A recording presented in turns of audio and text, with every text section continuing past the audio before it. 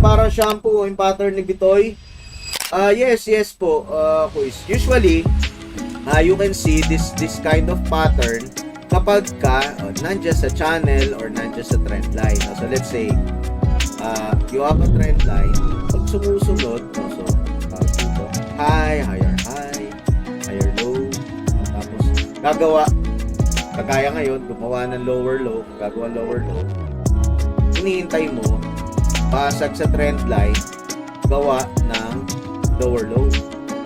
Gawa ng lower low, retest sa trend line, retest sa trend line, lower high ulit, tapos magtutuloy, making another trend line.